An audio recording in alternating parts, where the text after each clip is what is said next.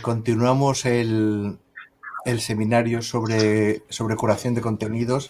Gracias, Evelio Martínez, por sus palabras francas y que han puesto el dedo en algunas llagas.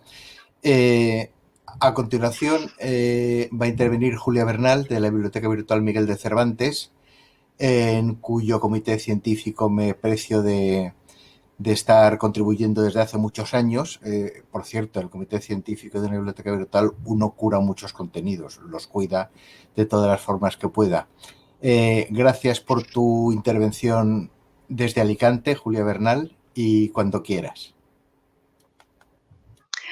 Hola, buenos días. Antes de nada, me gustaría agradecerte, José Antonio, la invitación a participar en este encuentro y, por supuesto, a la Institución Libre de Enseñanza, especialmente a Elisa Navas, la directora, por su siempre afectuosa acogida y por la excelente organización. Es un placer estar aquí hoy con vosotros y compartir este encuentro en compañía de Evelio y Elena. Espero que de aquí salgan experiencias enriquecedoras o al menos inspiradoras, ¿no? Bueno, pues pese a que he de confesar que en un primer momento el título de este encuentro me resultó desconcertante, así se lo hice saber a José Antonio, transcurridos, permitirme que suba la presentación en un segundo para tenerla como apoyo. Vale, ya estamos. Muy bien, vale. Pese a que he de confesar, como iba diciendo, que esto me resultó desconcertante, este título, pues la verdad es que transcurridos unos instantes de reflexión y análisis, me pareció acertadísimo.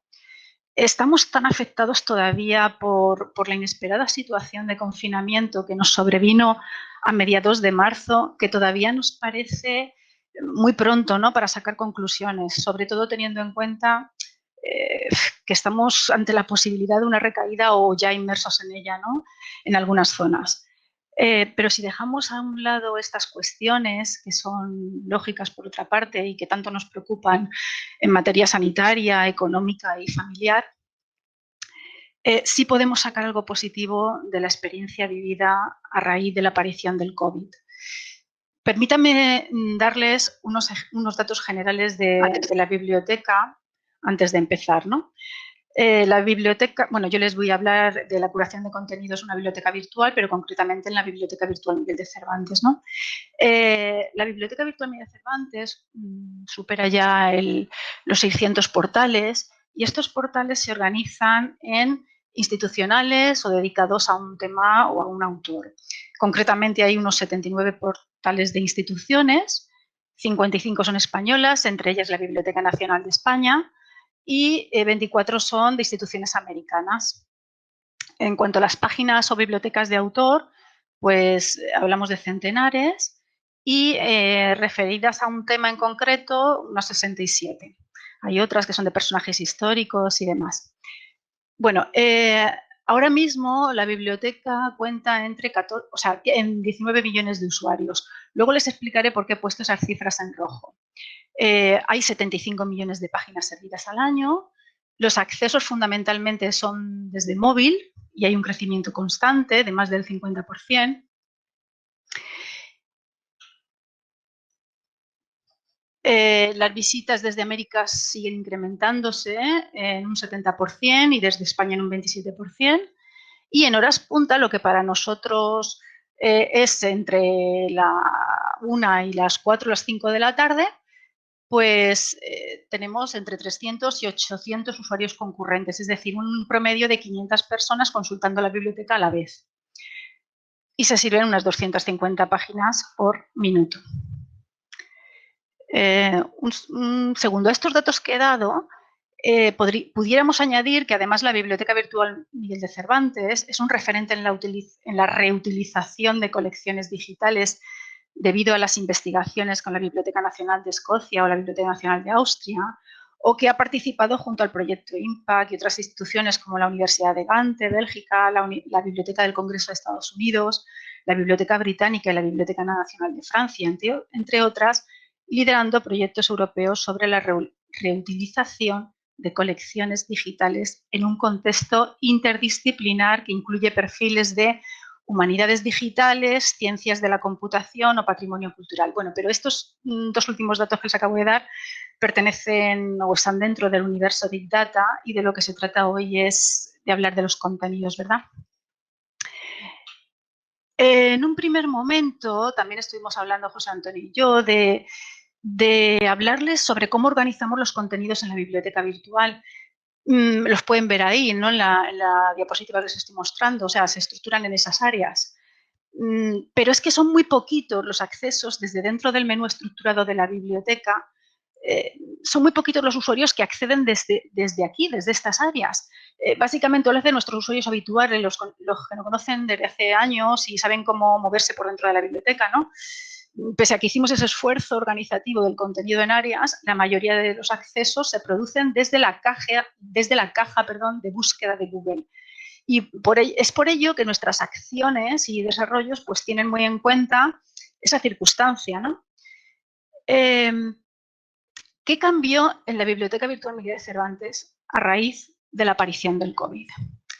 Bueno, pues pasado el shock de los primeros días de confinamiento, y digo bien, fueron días, porque enseguida nos vimos obligados a pensar detenidamente en qué hacer para afrontar esta nueva situación, pues sin duda estábamos con un clima de impotencia, de incertidumbre, de necesidad de ayudar y colaborar, empatía y sentido de pertenencia a una sociedad en la que la implicación de cada individuo parecía que sumaba y era crucial para el bien común.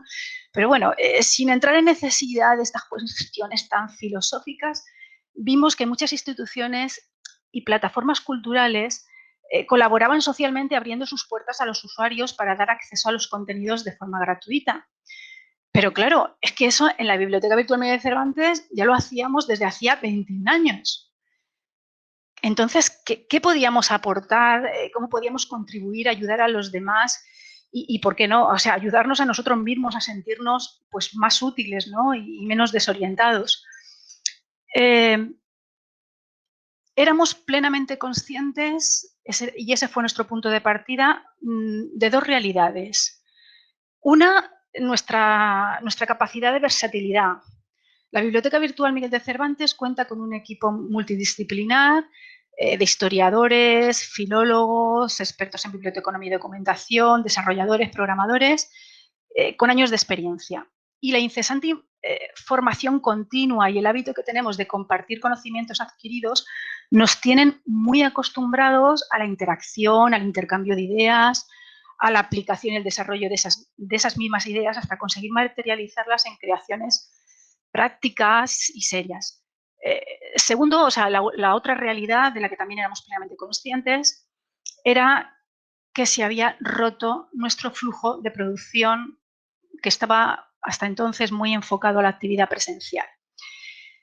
Así pues, sin entrar en la casuística personal del equipo, que fue caótica en los primeros días, he de confesarlo, comenzamos la readaptación del trabajo repensando el funcionamiento de la Biblioteca Virtual Miguel de Cervantes en función de poder dar una respuesta interna, retomando nuestra actividad laboral de la forma más eficaz posible, y otra externa, prestando atención especial al interés y demandas de los usuarios. En cuanto a la atención externa, se produjo una conexión más estrecha con el usuario. Con la sensibilidad a flor de piel, sentíamos esa necesidad de empatía, ¿no? De sociabilizar, es decir, de hacer más sociable y tratar y relacionarnos más directamente, en definitiva, de humanizar nuestros contenidos o el acceso a ellos. Una de las tareas que pasó a ser prioritaria fue el apoyo de todo el equipo a los compañeros del área de comunicación para las redes sociales. Teníamos los recursos necesarios básicos: el móvil, un iPad, la tablet, etc. Y además es que sentíamos esa necesidad, ¿no? Permítanme que les lea lo que una de mis compañeras comentaba al explicar cómo orientó su tarea en los primeros días.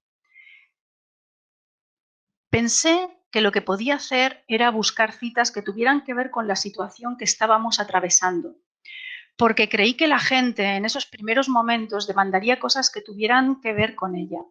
En esos instantes, a mí, sinceramente, solo me importaba estar informada sobre la situación que se estaba viviendo y me ayudaba a ver cómo la sociedad lo afrontaba. Así que en redes sociales me parecía frívolo, lo sentía así a nivel personal, cualquier cosa que no tuviera que ver con esa realidad. Por tanto, como yo como usuaria demandaba cosas relacionadas y penalizaba las frivolidades, me centré en algo que pudiera servir a sobrellevar la situación. ¿Qué hizo entonces? Pues empezó a utilizar nuestra herramienta de búsqueda en contenido y hacía búsquedas temáticas del tipo enfermedad, salud, pandemia, lucha, resistencia, unidad, consuelo, esperanza, casa, vida, etc. Cuyo resultado, el resultado de esas búsquedas, le permitía entonces relacionar efemérides con autores. Ella pensó que esta era una forma de que los contenidos de los grandes autores clásicos y contemporáneos se dirigieran a nuestros usuarios y los animaran a hacer lo que había que hacer en ese momento, que era quedarse en casa. Su idea fue siempre la de encontrar citas que animaran a quedarse en casa, a resistir, a confiar en los profesionales sanitarios y a tener esperanza. Pues bien, esta iniciativa logró la conexión rápida de amigos, de profesores y grupos, y su ejemplo se extendió al resto del equipo. Voy a mostrarles algunas realidades que surgieron a raíz de esta primera intuición o de este primer sentir, ¿no? Primero, el 23 de abril, en un especial Cervantes, hicimos esta fotocita que dice: el tiempo es el mejor médico de estas y de otras mayores enfermedades. También preparamos una variada selección de distintos autores. Aquí pueden ver esta de Fernán Caballero, que está extraída de un fragmento de la Gaviota, que dice: la ciencia es grande y noble, su objeto es el alivio de nuestros semejantes y el resultado es bello, aunque la tarea sea penosa. O esta otra tan magnífica de Julián Marías, que se encuentra en Historia de la Filosofía: todo hombre necesita las cosas necesarias para la vida, pero el justo o el valiente necesitan otras personas para ejercitar su justicia o su valor, mientras que el sabio puede ejercitar su contemplación incluso en el aislamiento. Tampoco podíamos olvidarnos de los autores americanos. Intentábamos destacar autores de todos los países para que las franjas horarias de las redes sociales mañana y tarde estuvieran cubiertas, ¿no? Teniendo así muy en cuenta a toda nuestra variedad de usuarios.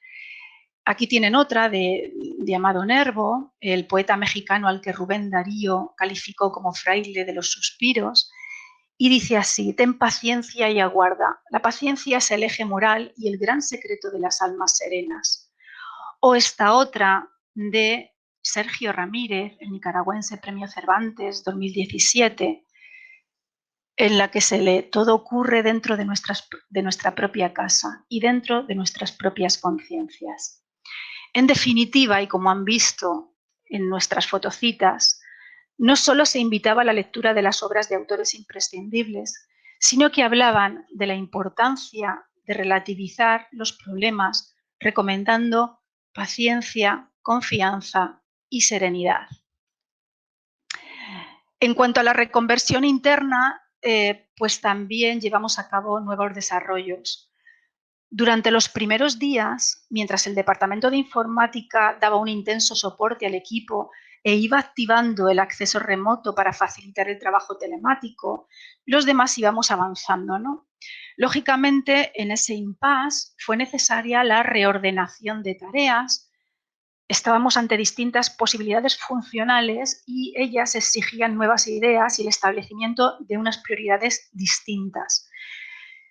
Hacer notar que íbamos adecuándonos continuamente según entrábamos en las distintas fases de regreso a la llamada nueva normalidad, ¿no?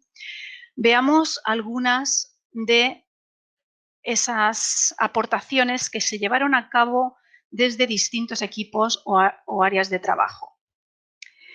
En el área de coordinación pudimos investigar contenidos y empezamos a, y fuimos avanzando proyectos como el Trienio Liberal, el proyecto de Antonio Machado, algunos del Trienio Liberal, por ejemplo, ya es una realidad, ya lo pueden consultar en la biblioteca. También pudimos revisar los contenidos, las covers, las concordancias, los formatos. Por ejemplo, en Hemeroteca hicimos una mejora de metadatos y actualizamos los textos de posicionamiento de revistas que habíamos publicado hacía 20 años. Pudimos reponer números e incorporar nuevos ejemplares en las series de fondos especializados, como las revistas anteriores a 1930, la prensa, las revistas universitarias. También pudimos hacer una selección y preparación de nuevos textos de difícil acceso para editar en HTML. Por ejemplo, fuimos recuperando artículos que había publicado en prensa Concepción Jimeno de Flaquer. Pudimos revisar todos los autores de las 2 revistas de Cela, Papeles de Sonar Madans y El Extramundi y los papeles de Iria Flavia, para ver cuántos autores nuevos nos habían ido entrando.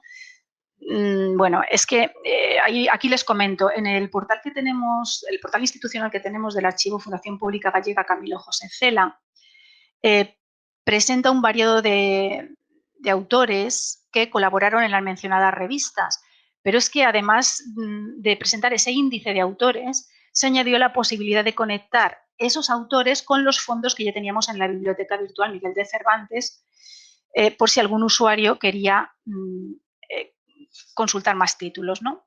Bueno, pues comentar que desde hacía apenas unas semanas que se había inaugurado el portal, pues ya había unos 37 nuevos enlaces a fichas de autor en un portal relativamente nuevo, ¿no? Y pues esto pues da cuenta de la incesante incorporación de registros y del esfuerzo que hay que hacer por tenerlos plenamente actualizados y asociados, ¿no? Pudimos elaborar listados de obras fundamentales de autores relevantes de América Latina, que todavía no tienen representación en la Biblioteca Virtual Miguel de Cervantes, y así replantearnos el poder hacer en el futuro nuevas ediciones. Pudimos revisar autores de América Latina en dominio público con obra ya publicada en la biblioteca y estudios para plantearnos nuevos espacios. Hicimos pruebas exhaustivas de herramientas que hemos creado, cerciorándonos de que el funcionamiento seguía siendo óptimo. Preparamos los SEOs para implementar a posteriori por diseño y desarrollo web. Participamos, como he dicho antes, activamente en el envío a comunicación de noticias, frases, poemas, vídeos, audios y actividades culturales que también nos facilitaban nuestros colaboradores. Y surgieron nuevas ideas para futuros proyectos creativos, ¿no?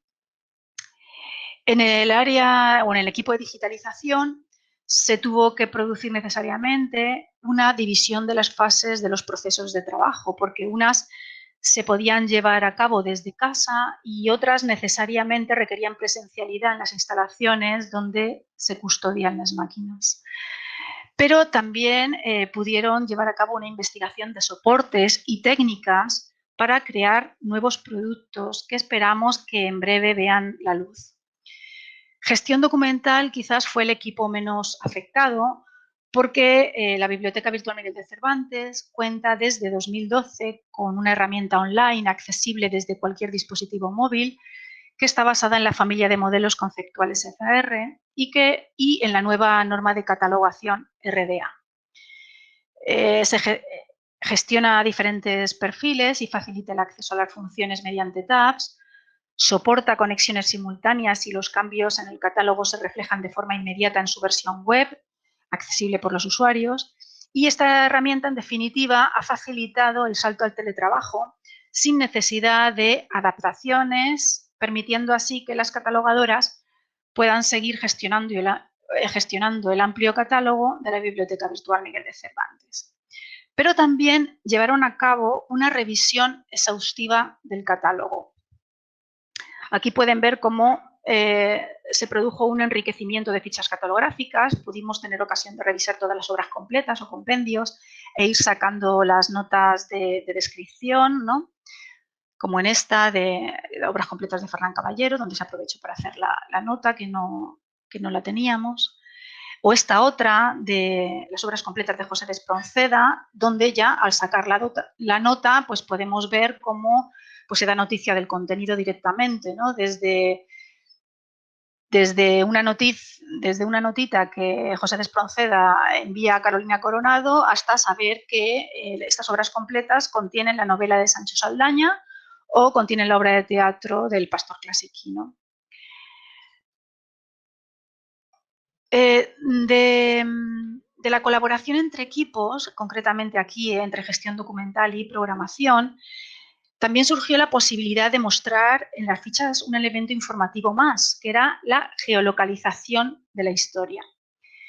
Uno de nuestros proyectos en desarrollo, que todavía no hemos inaugurado, pero del que ya se pueden ver algunas obras publicadas, recopila las mejores versiones de los diferentes relatos legendarios que aparecieron en el siglo XIX, que, como saben, es la gran etapa de recuperación y transformación cultural de los elementos folclóricos. Los textos se muestran en edición actualizada por diferentes especialistas de distintas universidades y, en tanto que el proyecto pretende contribuir a recuperar las tradiciones locales matizadas por el imaginario regionalista o nacionalista de la época y colaborar en la sostenibilidad del patrimonio inmaterial español, mitos y leyendas, tenía mucho sentido ese apoyo geográfico visual. Así pues, desde la ficha catalográfica de la obra podemos acceder a la localización en la que tiene lugar la leyenda, siendo el lugar, la ciudad y la provincia los parámetros de dicha ubicación. En el ejemplo de ficha que les he puesto en pantalla, se proporciona información del título, que en este caso es Nuestra Señora de Begoña, que es una leyenda vasca de José Muñoz Maldonado, conde de Fabraquer. Lo que se presenta aquí es una edición actualizada a partir de historia, tradiciones y leyendas de las imágenes de la Virgen, en una edición de 1861. Y la ubicación, pues el mapa muestra exactamente el lugar, en este caso Begoña, Mayonaco Galzadac, en euskera, que se encuentra en el casco viejo de Bilbao. En el equipo de edición digital, pues quizás el área de edición digital, junto a comunicación, es la que se vio más reforzada, porque compañeros de publicación, coordinación temática e incluso digitalización pudieron apoyar en la corrección textual, generando un estocaje susceptible de entrar en la última fase de etiquetado. Esto no hubiera sido posible sin la necesaria preparación del personal, sin la versatilidad a la que aludía anteriormente. En publicación, pues bueno, pues pese a que tuvimos que cesar la publicación en los primeros días de confinamiento, pronto la retomamos y bueno, se empezó a dar salida al estocaje que se había generado de forma colaborativa. En comunicación y audiovisual, pues pudimos ampliar el calendario de efemérides, las fechas de nacimiento, los centenarios, publicamos obras relevantes para apoyar la labor de las redes sociales, etc. Respecto a los contenidos elaborados en redes sociales durante el confinamiento, cabe destacar dos etapas. Una primera etapa de inicio temprano, la que podríamos llamar con el hashtag quédate en casa, ¿no?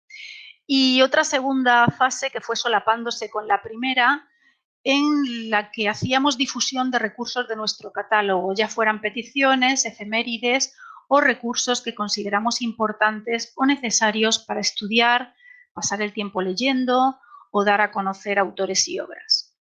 En la primera etapa, tras comenzar el estado de alarma el 15 de marzo, utilizamos nuestras ventanas al exterior, que son la propia página web y los dos escaparates en las redes sociales, Facebook y Twitter, para difundir a través de ellas ánimo a nuestros seguidores.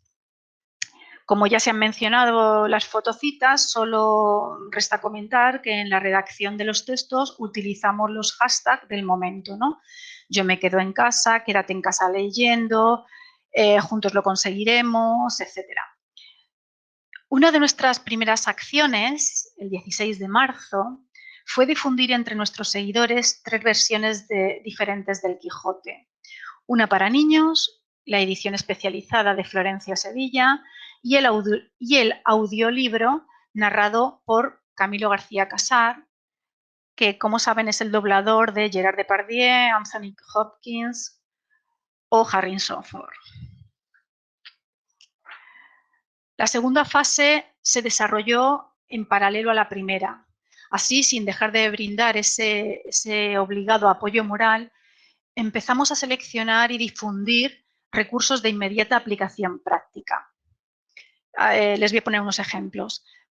Hicimos una campaña especial de recursos de la EBAU para facilitar obras del temario y manuales didácticos para ayudar con el comentario de texto, ¿no? Aquí tiene un ejemplo de un manual de José Antonio Hernández Guerrero, uno de nuestros colaboradores.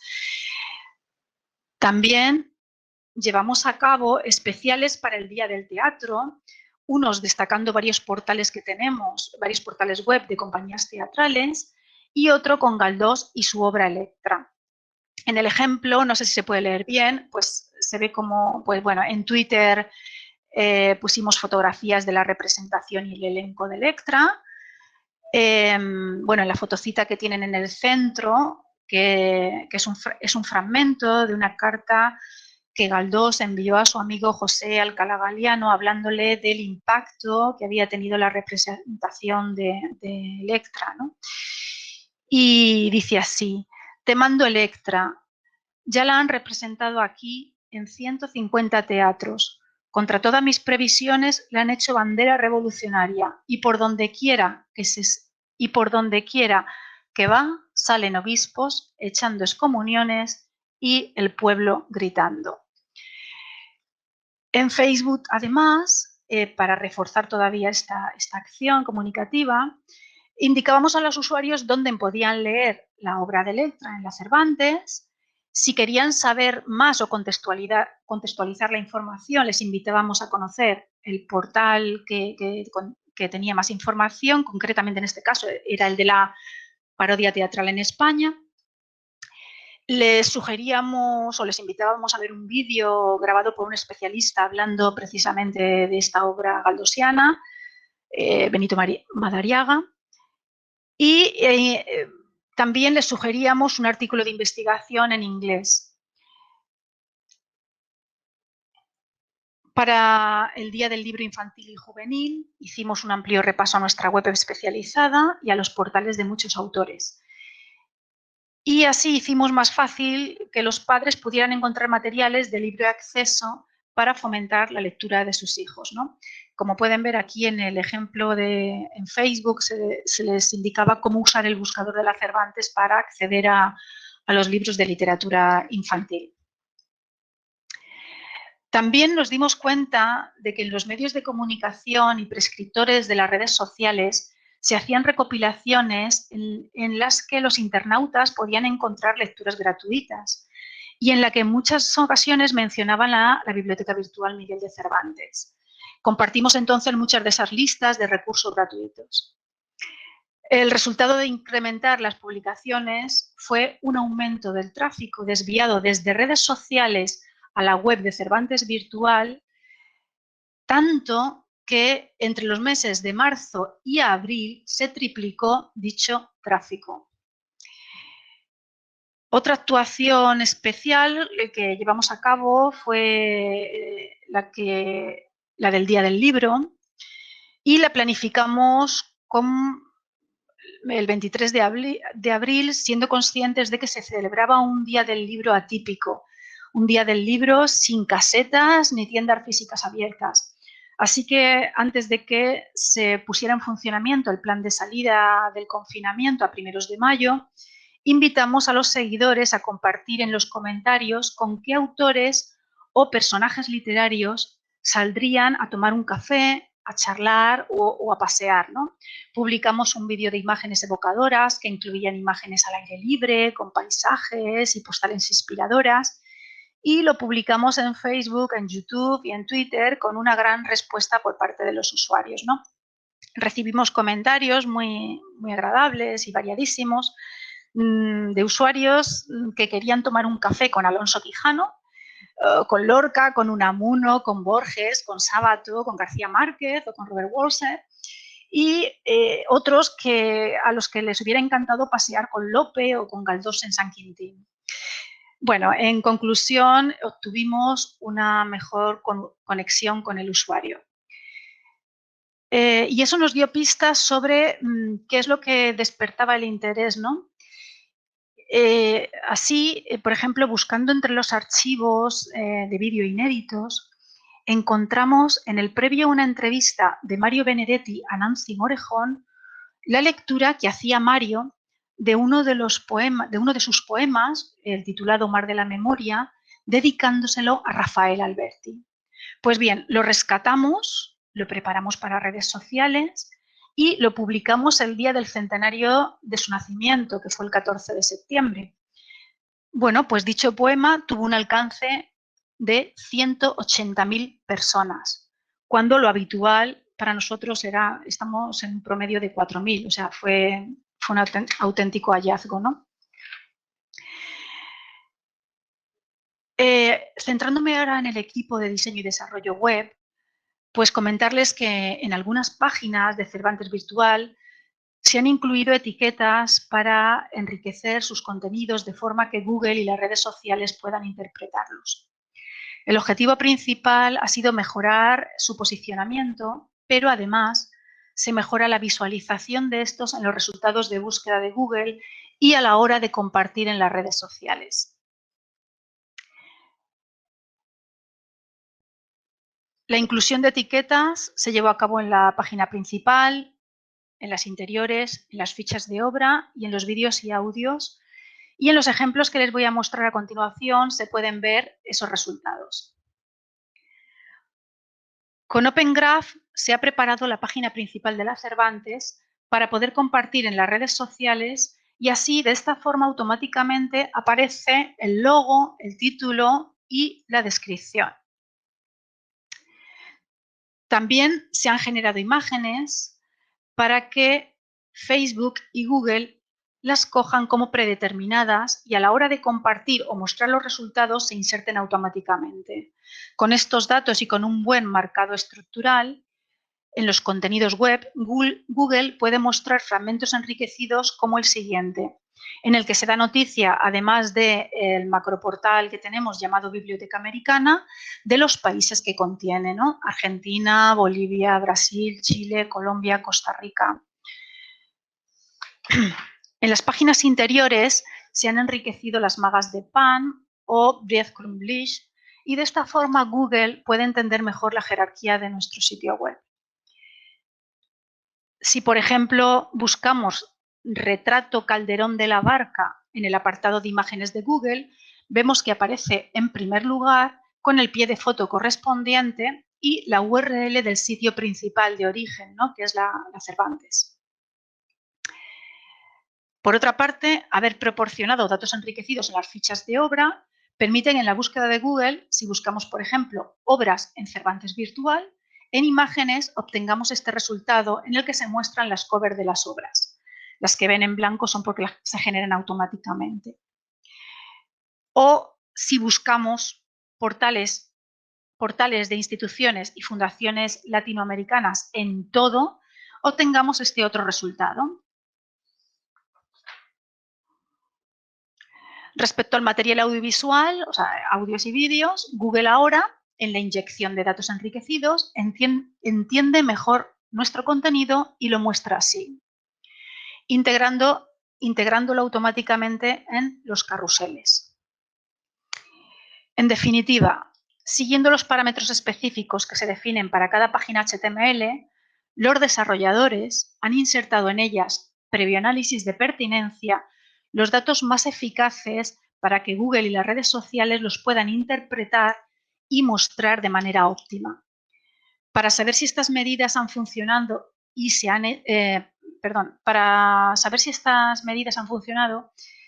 hemos llevado a cabo pruebas y hemos utilizado uno de los portales que inauguramos a finales de julio, concretamente el QBI o Banco de Imágenes del Quijote, que es un espacio dirigido por José Manuel Lucía Mejías, que contiene 550 ediciones y 1.700 17.603 imágenes.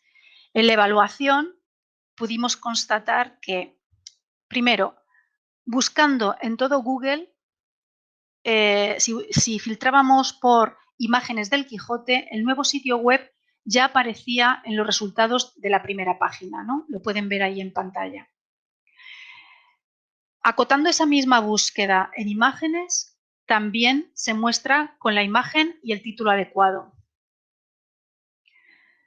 Si en la búsqueda lanzamos el título específico de una imagen, yo qué sé, Sancho Panza paseando por el campo, no sé qué, pues también aparece correctamente posicionado. Definitivamente, el tiempo de reflexión y análisis dedicado en el confinamiento sobre cómo mejorar el posicionamiento de un contenido tan destacado entre tanta competencia está ahora dando sus frutos. Se llevan a cabo acciones como trabajar mucho los títulos y descripciones de cada sitio web o insertar datos enriquecidos y programación específica en cada una de las imágenes del sitio web. En cuanto a la interacción externa, también se vio positivamente reforzada. Y se vio reforzada con los usuarios, con los directores académicos de cada sitio y surgieron nuevas oportunidades de colaboración. Algunos colaboradores aprovecharon, entre los directores que aprovecharon para ampliar sus contenidos, pues podríamos destacar a Marina Mayoral, que amplió el portal de Rosalía de Castro, Ana María Freire, que amplió el de Pardo Bazán, y otros colaboradores también quisieron enviarnos unidades didácticas que fueron preparando en su confinamiento o nos cedieron manuales de texto y consulta que consideraban fundamentales y muy valiosos como recursos didácticos online ahora que son tan necesarios. Aquí tienen algunos ejemplos, ¿no? El profesor Martínez Torrejón y la editorial Alfar nos cedieron las poesías completas de Ángel de Saavedra para utilizarlas como material didáctico. El grupo de teatro clásico español, pues teniendo como dirección a Rafael González Cañal, ha iniciado una actualización de las obras de Antonio Enríquez Gómez. Ya anteriormente habíamos empezado una colección con María Luisa Lobato sobre las obras de Moreto. Y también uno de nuestros colaboradores habituales, Juan Padilla, nos ofreció su transcripción sobre un manuscrito encontrado de Antonio Rodríguez Huéscar, que, como saben, es el discípulo de Ortega y Gasset. Bueno, pues ahí es un ejemplo de colaboración, ¿no? con nuestros académicos. También tuvimos ocasión de atender las peticiones y sugerencias de investigadores que durante la pandemia estaban investigando y trabajando en sus casas y se vieron necesitados de fondos, estudios críticos, ediciones facsimilares, primeras ediciones u obras de autores que si no teníamos les conseguíamos acudiendo a las instituciones colaboradoras. Hubo así una ampliación guiada del catálogo que no necesariamente estaba vinculada con los portales o proyectos en curso. También recibimos nuevos proyectos para ser considerados.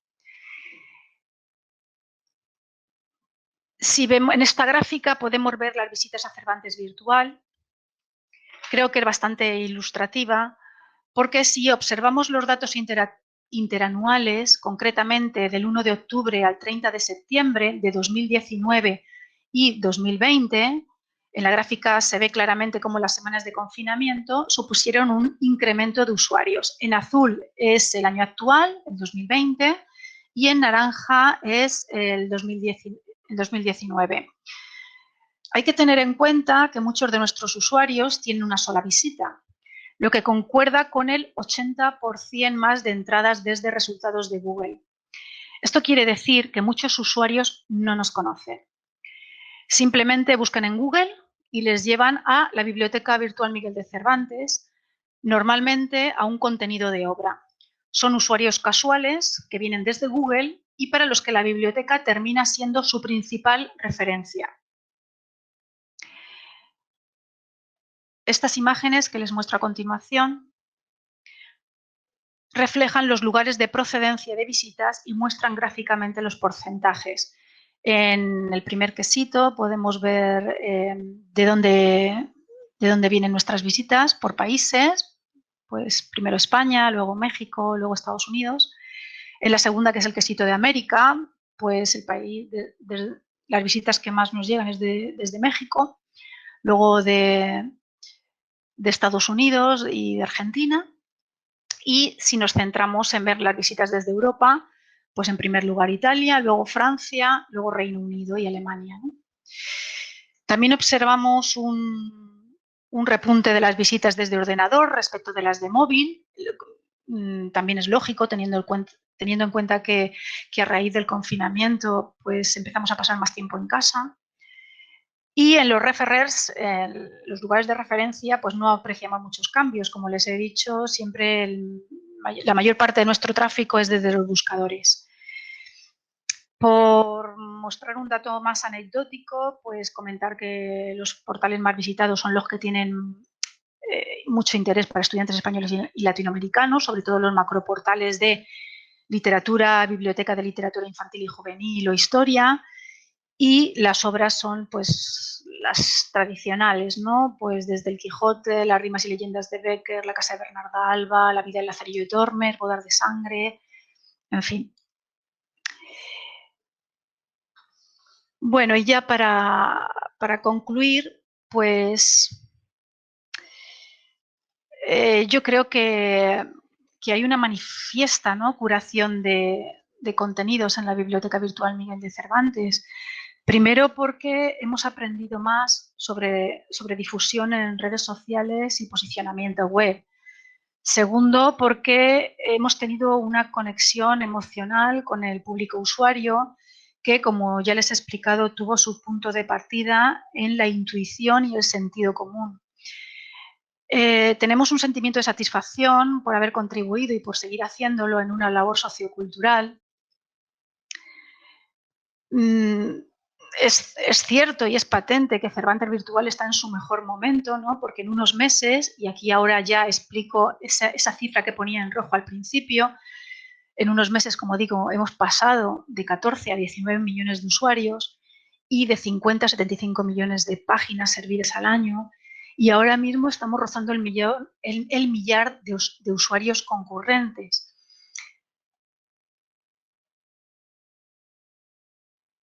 ¿Y esto qué nos revela? Pues que la biblioteca es un reflejo de la potente comunidad que la hace posible. Una comunidad que está integrada por personal de producción, por docentes y académicos, por instituciones, por alumnos, por ávidos lectores y por usuarios en general. Y sin más, pues nada, pues invitarles a que conozcan la biblioteca virtual y a que sigan disfrutando con la lectura. Muchas gracias. Muchas gracias, Julia Bernal, por esta visión incluso de la cocina, podríamos decir, de la cocina interna durante estos meses. Como ha surgido en diversos seminarios de esta misma serie, resulta que al final uno de nuestros usuarios y de los más importantes es Google. Es decir, procuramos atender a los usuarios individuales, pero el metausuario que vehiculiza muchos de ellos, pues digamos, es un buscador. Como siempre que uno se asoma a las páginas de instituciones como la vuestra, lo que se queda es con un descubrimiento nuevo y con ganas de leer algo nuevo. En este caso concreto, yo, en cuanto acabe el seminario, voy a lanzarme sobre la electroterapia, la parodia de la obra de Galdós Electra, que, en fin, no quiero ni pensar en lo que debe ser. Muchas gracias, Julia.